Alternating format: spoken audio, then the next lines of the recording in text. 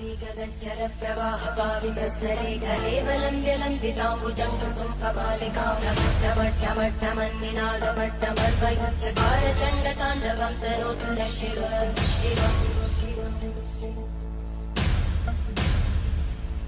Friends, आज हम class 6 science का chapter 7 motion and measurement of distances cover करेंगे इस वीडियो में। तो चलते हैं इस चैप्टर की तरफ। ये चैप्टर का जो पहला यूनिट है ये है स्टोरी ऑफ ट्रांसपोर्ट। इस यूनिट में ये बताया गया है कि प्राचीन काल से आजकल के टाइम तक जो मोड्स ऑफ ट्रांसपोर्ट हैं, यानी सामान लाने ले जाने के साधन हैं, वो कैसे धीरे धीरे डेवलप हुए। जैसे बहुत पहले आदमी सामान अपनी पीठ पे लाद के पैदल चलता था, फिर धीरे धीरे उसको जानवर पालना आ गया तो वो जानवरों की पीठ पे सामान ढोने लगा। फिर नावें बनाना आ गया आदमी को। उसके बाद जब पहिए का आविष्कार हो गया तो घोड़ा गाड़ी और ठेले इत्यादि बनने लगे। फिर स्टीम इंजन का आविष्कार हुआ तो लोकोमोटिव्स बनने लगे। और उसके बाद हम आजकल के मॉडर्न टाइम में देखते हैं कि बस, कार, ट्रक, शिप, एरोप्लेन ये सब डेवलप हुए। जो पहला ये यूनिट है मोड्स ऑफ ट्रांसपोर्ट, इस पे केवल 2-3 तरीके के क्वेश्चंस आ सकते हैं। पहला तो है give 2 examples each of modes of transport used on land, water and air. यानी कि जमीन पे, पानी में और हवा में जो चलने वाले साधन हैं वो क्या क्या हैं। तो इसमें आप पहले जो रोड पे चलने वाले साधन हो गए, जैसे bullock cart, car, train, cycle, इनमें से किसी भी 2 का नाम लिख सकते हो। पानी पे चलने वाले शिप, बोट, सबमरीन ये हो गए। हवा में चलने वाले aeroplane, helicopter, hot air balloon, rocket etcetera ये हो गए। फिर एक क्वेश्चन हो सकता है, are there any of the early modes of transport there that are not in use today. इसका मतलब कि ऐसे कौन से ट्रांसपोर्ट के साधन हैं जो पहले इस्तेमाल होते थे पर आजकल वो इस्तेमाल में नहीं हैं। तो इसमें भी स्टीम शिप्स हैं, ये आजकल ख़त्म हो गए हैं। स्टीम लोकोमोटिव्स ख़त्म हो गए हैं। हॉर्स कार्ट, पालकी, तो ये आप लिख सकते हो। फिर एक एनसीईआरटी की बुक में दिया हुआ है क्वेश्चन, ये राइट साइड में जो मैंने फिगर लगाई है इसके बारे में क्वेश्चन है। The figure on the right shows some of the different modes of transport, place them in the correct order from the earliest mode of transport to the most recent. तो इसमें आपको इसको सीरियल में लगाना है कि सबसे पहले कौन सा साधन आया और सबसे आखिर में कौन सा साधन आया। तो सबसे पहले बुलॉक कार्ट आई, फिर स्टीम शिप, बाईसाइकिल, बस, एरोप्लेन एंड इलेक्ट्रिक ट्रेन। तो इसमें मेरा एक सजेशन आपसे ये है कि ये एक्चुअली सब्जेक्टिव है, क्योंकि कोई चीज़ एकदम से तो डेवलप हो नहीं जाती है। अब बस है तो पहले एक बेसिक मॉडल बना, फिर उसके बाद धीरे धीरे डेवलप होती गई, फिर जो है पेट्रोल इंजन की बस बनी, फिर आजकल इलेक्ट्रिक बस भी आ गई। तो ये जो असेंडिंग ऑर्डर है ये कई बार हर टीचर अपना अलग अलग बताता है बीच में से थोड़ा। तो इसमें आप एग्ज़ाम या टेस्ट में वही ऑर्डर लिखें जो कि आपको क्लास में पढ़ाया गया है। पिछले यूनिट में हमने जाना कि there are many modes of transport such as cycle, bus, train, aeroplane etcetera. लेकिन हम ये कैसे पता लगा सकते हैं कि हमें कहीं जाने के लिए किस मोड ऑफ ट्रांसपोर्ट की ज़रूरत है। How to know which one to use. अब मान लो आपको रोज़ स्कूल जाना होता है, तो आपके पेरेंट्स ये कैसे डिसाइड करते हैं कि आप पैदल जाओगे या रिक्शा से जाओगे या स्कूल बस में जाओगे। इसी तरह अगर आपको अपने परिवार के साथ कहीं घूमने जाना है तो कैसे जाओगे। अब इसके लिए सबसे पहले ये जानना ज़रूरी है कि आपको कितनी दूर जाना है। अगर आपको पास में जाना है तो आप पैदल जा सकते हो। अगर थोड़ा सा दूर जाना है तो आप रिक्शा में जा सकते हो। अगर उससे भी दूर जाना है तो कार या बस में जा सकते हो। और अगर बहुत दूर जाना है तो ट्रेन या प्लेन से जाना होगा। अब सवाल ये आता है कि ये थोड़ा दूर, बहुत दूर, पास, ये कौन डिसाइड करेगा। अब आपके घर के पास अगर कोई मार्केट है तो वो आपके लिए पास हो सकता है और आप पैदल जा सकते हो, पर वही मार्केट आपकी छोटी बहन उसी मार्केट तक पैदल जाने में थक जाएगी, तो उसके लिए वो दूर हो सकता है। इसी तरह बहुत सारे और क्वेश्चंस भी हो सकते हैं, जैसे how tall you are, how long is this room, how wide is this desk, how far is it from Delhi to Lucknow, how far away is the moon from earth. तो इन सारे क्वेश्चंस के आंसर ऐसे होने चाहिए कि हर आदमी उसका जवाब एक ही हो, वो चेंज ना हो। अब हम आगे देखेंगे कि ये क्या तरीका है। अब हम एक एक्सरसाइज करते हैं। मान लो आपकी क्लास में एक डेस्क को 2 बच्चे शेयर करते हैं। तो इस तरह की डेस्क होती है ना क्लास में, जिसमें 2 बच्चे बैठते हैं। तो अब कई बार आपने देखा है कि एक बच्चे की कॉपी जो है वो दूसरे के पार्ट में चली जाती है, दोनों की लड़ाई होती रहती है कि तुम अपनी स्पेस में रहो। तो अब मान लीजिए ये डिसाइड करते हैं कि इस डेस्क के बीचों बीच एक लाइन खींच दी जाए और हर बच्चा जो है वो अपनी लाइन की तरफ, अपनी स्पेस में ही रहेगा। तो अब लाइन खींचने का क्या तरीका है, आपको डेस्क के बीचों बीच एक लाइन खींचनी है जिससे दोनों अपनी अपनी कॉपी किताब अपने पार्ट में ही रखे हैं। तो अब ये बीच में लाइन खींचनी है जिससे कि ये डिस्टेंस और ये डिस्टेंस ये बराबर रहे, दोनों की, दोनों को बराबर बराबर जगह मिले। तो अब इसके लिए क्या तरीका है, अब मान लो किसी बच्चे के पास में गुल्ली डंडा है, ठीक है, तो आपने उससे डंडा और गिल्ली ले ली और उससे हम नाप के देखते हैं कि क्या हम ऐसे डिवाइड कर सकते हैं। तो एक आपने डंडा रखा, आपने देखा डेस्क कितने के बराबर है, तो दो डंडे की लेंथ के बराबर है, दो बार आपको डंडा रखना पड़ा, और दो गिल्ली के बराबर है। तो आपने एक डंडा और एक गिल्ली की लेंथ वो जहां पे आई वहां पे आपने एक लाइन खींच दी, तो ये डेस्क बराबर से डिवाइड हो गई। अब इसमें प्रॉब्लम क्या हुई, कुछ समय बाद हो सकता है ये लाइन जो आपने ड्रॉ की थी चौक से ये मिट जाए, तो फिर अब क्या होगा, अब आपको दोबारा लाइन बनाने की जरूरत है। तो आपने फिर गिल्ली डंडा लिया, लेकिन इस बार वो किसी और लड़के का, किसी और बच्चे का गिल्ली डंडा था। तो अब जब आप उससे नापने लगे तो यहाँ पे देखो आपका ये दो डंडे के बराबर तो डेस्क आ गई, और फिर एक गिल्ली भी आपने नाप ली, लेकिन जब फिर से गिल्ली रखने लगे तो डेस्क वो स्पेस कम पड़ गई यहाँ पे। तो डेस्क जो है वो दो गिल्ली प्लस दो डंडे से थोड़ी सी छोटी थी। अब ऐसा क्यों हुआ, क्योंकि ये जो गिल्ली डंडा था पहले, इसकी लेंथ और ये जो गिल्ली डंडा था इसकी लेंथ ये जो है अलग अलग थी, इस वजह से आप उसको डिवाइड नहीं कर पा रहे हो, अब दिक्कत आने लगी। तो अब हम देखेंगे कि क्या तरीका हो सकता है जिससे हम डेस्क को बराबर डिवाइड कर लें। अब इसी डेस्क को आप एक स्ट्रिंग या धागे की मदद से भी डिवाइड कर सकते हो। इसके लिए क्या करना है, आप एक छोटा स्ट्रिंग ले लो और उस पर दो पॉइंट मार्क कर लो। Take a small length of string and mark 2 points on it, this will be one string length. तो आप एक डोरी लेके उसको दो जगह मार्क कर सकते हो मार्कर से, या चाहो तो काट भी सकते हो डोरी को, कि एक फिक्स्ड लेंथ की आपके पास डोरी होगी। अब इसके बाद क्या करना है आपको, इसके बाद आप इस डेस्क की जो विड्थ है यहाँ पे, इसको हम नापेंगे कि ये कितनी डोरी के बराबर आती है। तो आप डोरी का एक कोना यहाँ पे रखो डेस्क के, तो दूसरा कोना यहाँ कहीं आएगा, ठीक है। अब फिर आप उसके बाद डोरी को उठा के इस पॉइंट पे रखो और फिर नापो कि कितनी डोरी आई, तो फिर आपका सपोज डोरी यहाँ पे आई। अब इसके बाद आपके पास ये जगह बच गई। अब आप डोरी खींचते हो तो वो इससे लंबी निकल जाती है डेस्क से, तो उसके लिए आप क्या करोगे, डोरी को फोल्ड कर लोगे और देखोगे कि क्या ये हाफ डोरी के बराबर आ रही है जगह, या उससे छोटी या लंबी है। अगर सपोज हाफ डोरी भी बाहर निकल जा रही है तो आपको उसको एक बार और फोल्ड कर लोगे तो वो हाफ की भी आधी हो जाएगी। तो इस तरह नापने के बाद सपोज यहाँ पे आपकी पहली डोरी यहाँ तक आ गई, फिर दूसरी डोरी यहाँ तक आ गई, और उसके बाद ये हाफ डोरी आ रही है। तो इसको हम क्या कहेंगे कि जो लेंथ है इस डेस्क की वो है 2 स्ट्रिंग प्लस हाफ स्ट्रिंग, और इसी को हम लिखेंगे desk width is equal to 2.5 string. तो यहां हम देख रहे हैं कि जो मेजरमेंट हमने डेस्क का मेजरमेंट किया है, और मेजरमेंट का मतलब है comparison of an unknown quantity with some known quantity. अब डेस्क की विड्थ जो है वो एक अननोन क्वांटिटी है, और स्ट्रिंग लेंथ ये एक नोन क्वांटिटी है। हमने इसी को यूनिट मान लिया कि 1 स्ट्रिंग लेंथ इस हमारे स्ट्रिंग के बराबर है। तो इस नोन क्वांटिटी को हम यूनिट कहते हैं। यहाँ पे स्ट्रिंग लेंथ हमारा यूनिट होगी, स्ट्रिंग लेंथ या स्ट्रिंग वो एक यूनिट हो गई। तो जो ये मेजरमेंट हो गया desk width is equal to 2.5 strings, ये 2.5 ये नंबर पोर्शन हो गया और स्ट्रिंग यूनिट ऑफ मेजरमेंट हो गया। तो जो मेजरमेंट हुआ, मेजरमेंट को आप देखोगे दो पार्ट में लिखते हैं, ये टोटल मेजरमेंट हो गया, ये जो पार्ट है इसको हम कहते हैं नंबर, और ये जो पार्ट है इसको हम कहते हैं यूनिट। तो नंबर प्लस यूनिट से मिलके मेजरमेंट बनता है हमारा। अब हम देखते हैं कि पुराने जमाने में लोग कैसे मेजर करते थे किसी चीज को। सपोज कोई भी है, आपका रस्सी है उसकी लेंथ आपको नापनी है, या कपड़ा है उसकी चौड़ाई नापनी है, तो क्या तरीका था नापने का। तो पहले कोई स्टैंडर्ड लेंथ का यूनिट नहीं होता था। लोग क्या करते थे, in ancient times various body parts were use to measure distances. तो ये आपने सुना होगा बित्ता कहते हैं, जो हाथ को फैला के उसकी छोटी उंगली और अंगूठे के बीच की डिस्टेंस होती है, इसको हैंड स्पैन या हिंदी में बित्ता कहते हैं। तो चौड़ाई नापने के लिए इससे नापते थे लोग। कई बार छोटी डिस्टेंस वो होती थी, सपोज आपको किसी टेबल की चौड़ाई नापनी है, किसी अलमारी की चौड़ाई नापनी है, तो वो बित्ते से नापते थे।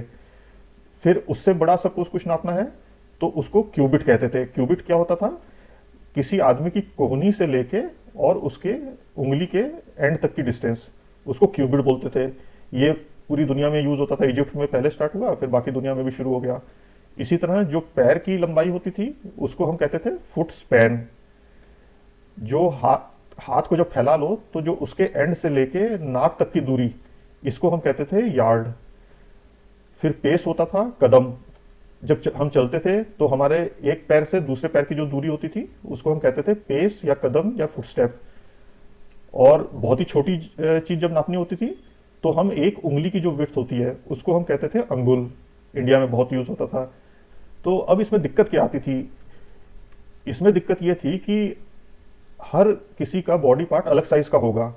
अगर आप एक दुकान पे सपोज जाते हो, आप कहते हो कि मुझे 4 यार्ड कपड़ा दे दो, तो वो दुकानदार क्या करेगा? वो आपने देखा यहाँ पे यार्ड है, तो वो अपने हाथ के एंड से अपनी नाक तक का नापेगा और आपको 4 बार नाप के दे देगा।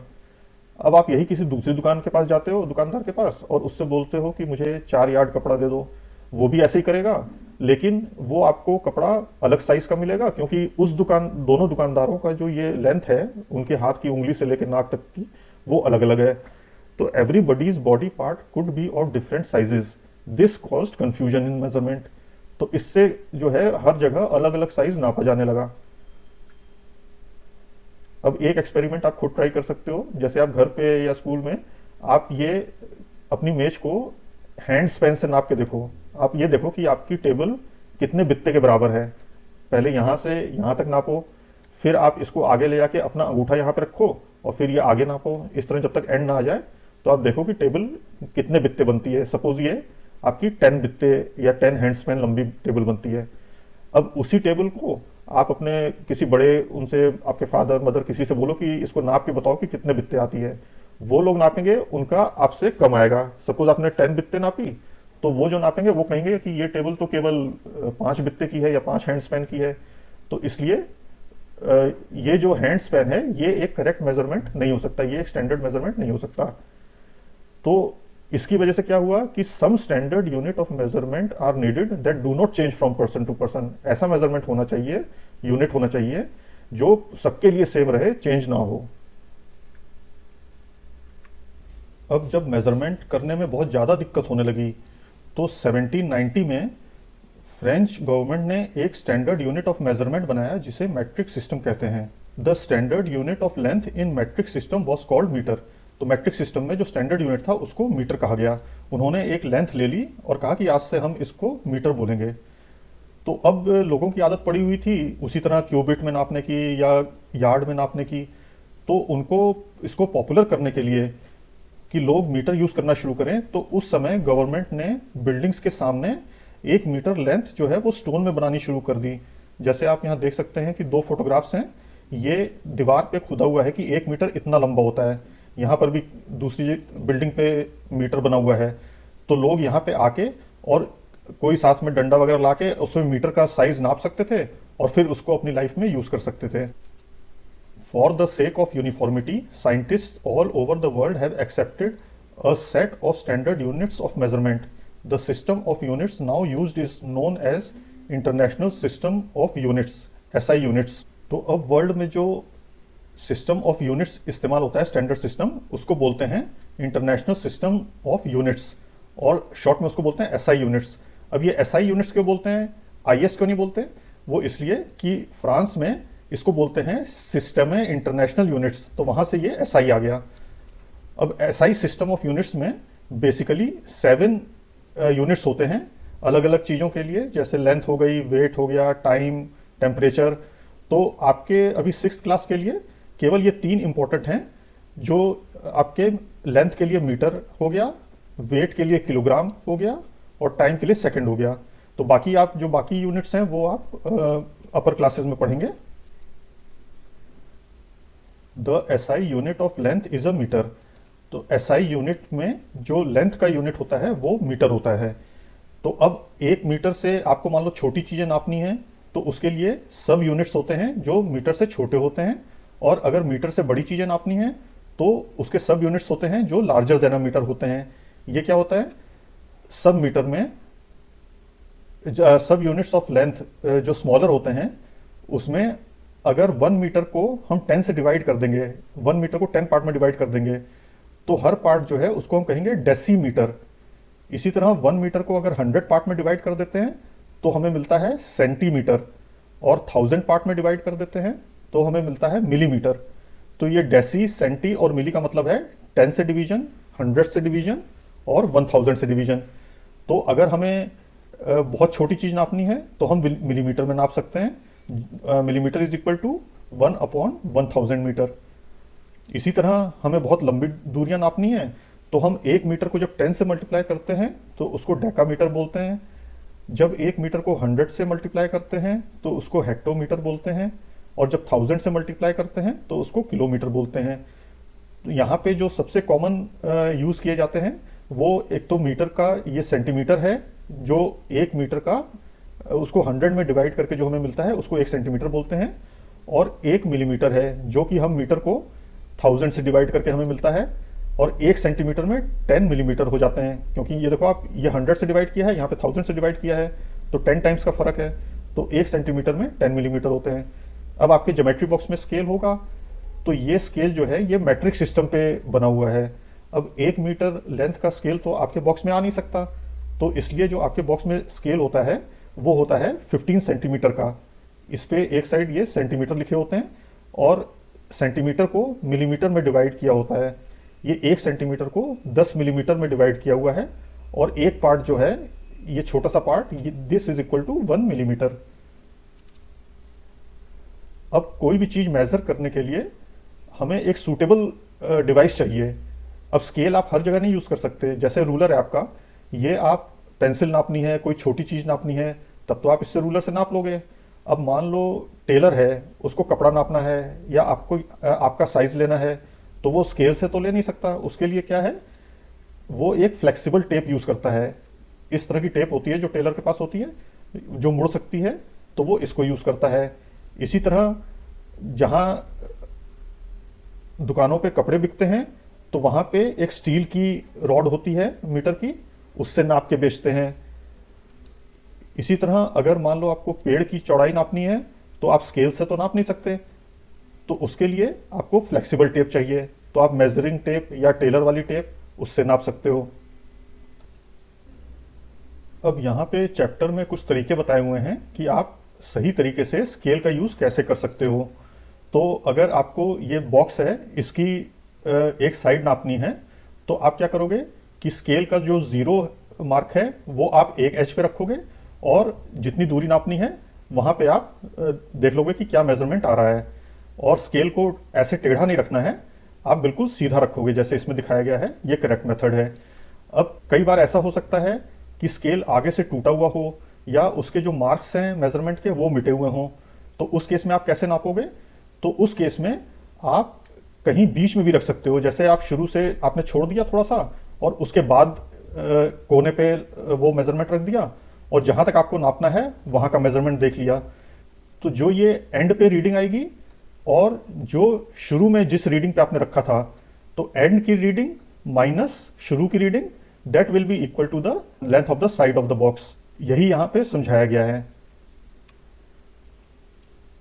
अब एक चीज और ध्यान रखनी है कि जब आप स्केल से मेजरमेंट लेते हो तो आपकी जो आंख है वो बिल्कुल इसके परपेंडिकुलर होनी चाहिए, बिल्कुल सीधे होनी चाहिए। अगर आप ऐसे साइड से देखोगे तो मेजरमेंट ठीक नहीं आएगा। Your eye should be exactly in front of the point where the measurement is taken. ये चीज इस फिगर में बताई गई है। अब अगर कोई कर्व्ड लाइन है, जैसे यहां पे आप देख सकते हो ये नीले रंग की लाइन है, ए से ऐसे जा रही है बी तक, आपको इसकी लेंथ नापनी है। तो अब स्केल से आप कैसे नापोगे?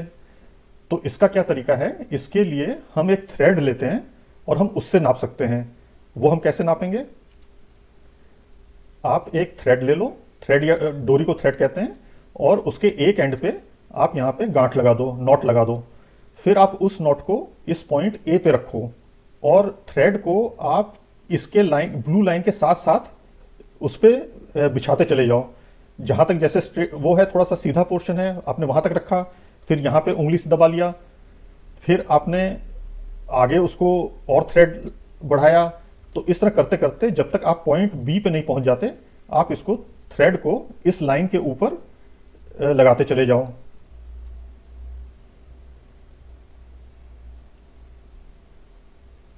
अब जब पॉइंट बी तक आपका थ्रेड पहुंच गया तो आप उस जगह पे मार्क लगा लो थ्रेड पे, और फिर इस थ्रेड को किसी मीटर स्केल से मेजर कर लो।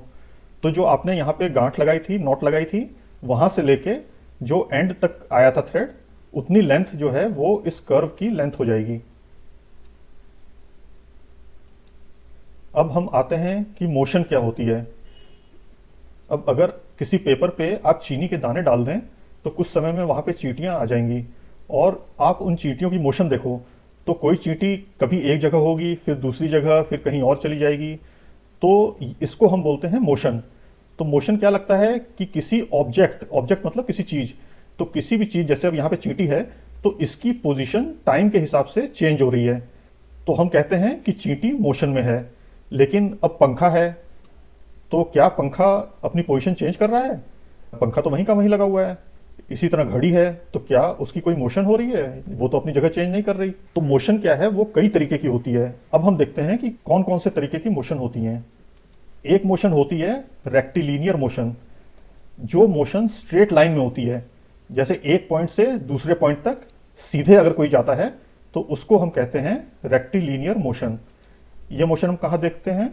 जैसे सड़क पे गाड़ियां चलती हैं, तो सारी गाड़ियां आप देखो एक सीधे चलती है ना, ये सीधे जा रही है, अपनी अपनी लेन में जा रही हैं, तो ये रेक्टिलिनियर मोशन में चल रही हैं।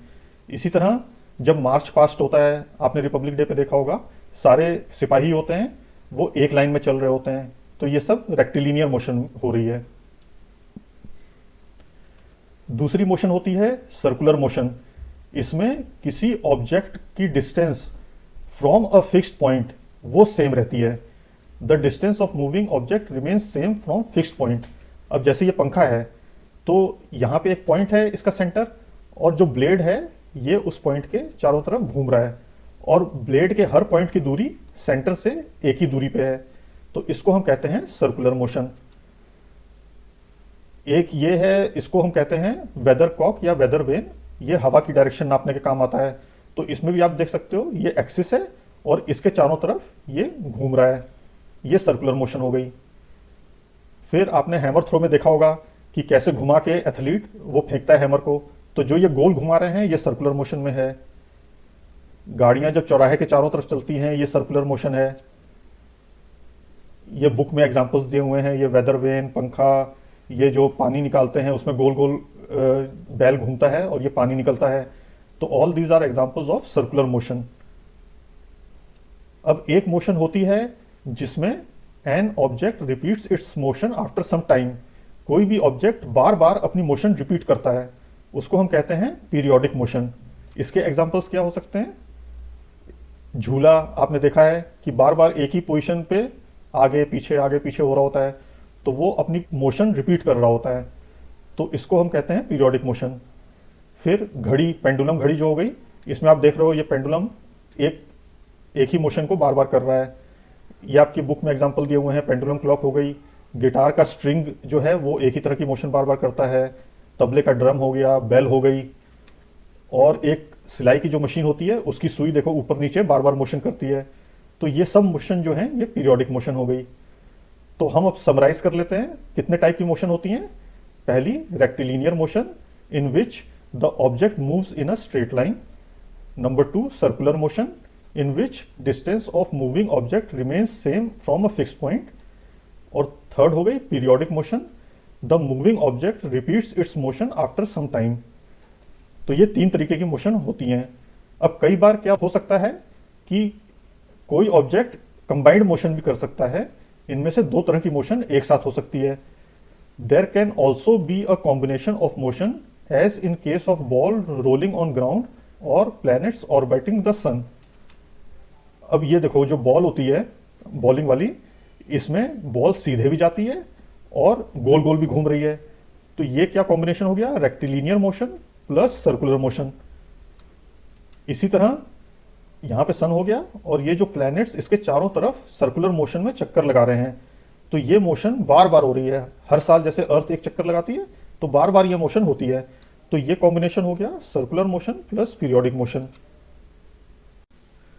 So friends, we come to the end of this video. If you have any doubts or queries, you can post in comment section or drop an email or follow me on social media handles given below. I will put the links to similar videos on this page and in the description section. अगले video में आपसे फिर मुलाकात होगी. Till then, goodbye, take care and God bless you all.